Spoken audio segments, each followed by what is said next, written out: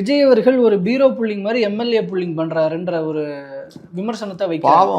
தமிழ்நாடு அரசியல் இதுவரைக்கும் இல்லாத உதயநிதிக்கு திமுக மற்ற கட்சி எம்எல்ஏல புல்லிங் பண்ணதெல்லாம் தெரியாது.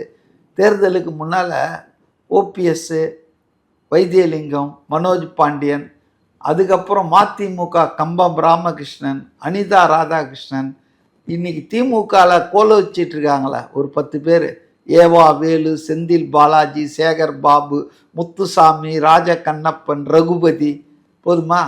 எல்லாம் அதிமுகவில் புல்லிங் பண்ணவங்க தான். இவருக்கெல்லாம் பேசுறதுக்கு எவனோ எழுதி கொடுக்குறான்டாலும் உளறிட்டு இருக்காங்க. என்ன பீரோ புல்லிங்க? என்னங்க பீரோ புல்லிங்க? ஏங்க அப்படியே கேட் கிராஷ் பண்ணி அப்படியே சனிக்கிழமை 5 மணி நேரம் காத்துட்டு இருக்காங்க வாசல்ல. 3 முறை அமைச்சராக இருந்த கடம்பூர் ராஜெல்லாம் உங்களா மாதிரி யாராவது ஒருத்தர் வந்தாங்கன்னா ஸ்டாலின் உடனே பனையூர் பாபு எக்ஸ்எம்எல்ஏ, கோயம்புத்தூரில் தோற்று போன ஒரு காங்கிரஸ் தலைவி வந்தால் ஸ்டாலின் வர்றார், விஜய் வராரா? எங்கேயா விஜய் வந்திருக்காரா? புஷி ஆனந்த், ஆதவ் அர்ஜுனா இந்த ரேஞ்சில் தான் வச்சுருக்காங்க.